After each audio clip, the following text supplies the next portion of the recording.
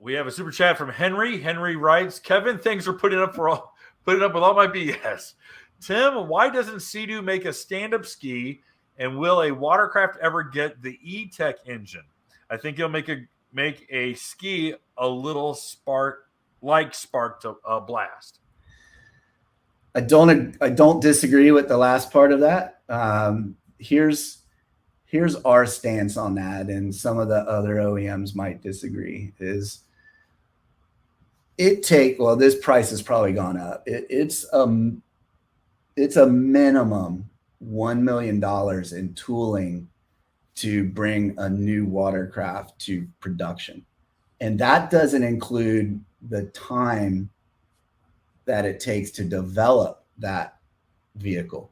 So the time that it takes and the resources, the materials that it takes to design a product, test it, engineer it, refine it, to get it to the point where, okay, this is what it needs to be. Then you have to source all the materials. You have to source different vendors to make the things. Then you have to build it.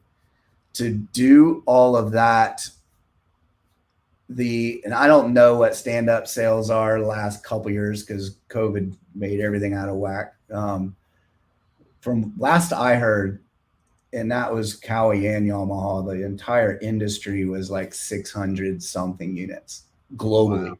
Yeah. Globally between the two brands. So to be able to make your money back, one, you got to charge. I mean, you got to do volume. I mean, the volume is how you lower prices. So it's to try to make that cost, that an investment back on a model. That's not the product that's going to do that. If you're looking to actually have a solid business and be able to sell it at a fair price, I mean, I don't know what the 4-stroke stand up. I don't know if there's one below $10,000, but that's a whole nother story in my mind. But that's the long answer. I think it's really not that I think everybody agrees they're fun, they're challenging. It is a very niche, ultra niche person that can actually ride one. Right. So it limits the potential sales just from that standpoint. And then it's just expensive. I mean, a stand-up should be for a teenager. There's no teenager that can afford one right now.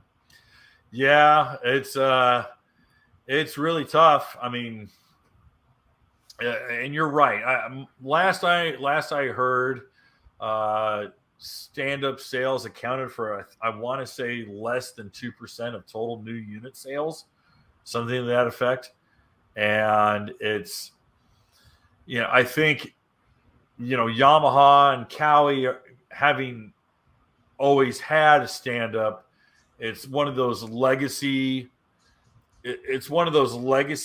models that it would, if they were to depart and there would be a vacuum, there would be kind of a hole in their lineup.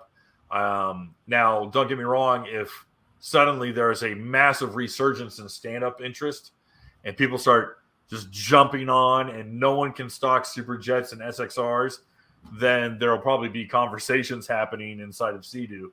But for the time being, I really just don't see it. All right. Go ahead. I mean, what I've seen, and again, I haven't seen all the numbers, but I mean, the SXR did well the first year because all the racers bought it, but then it fell off. Same thing with the Super Jet.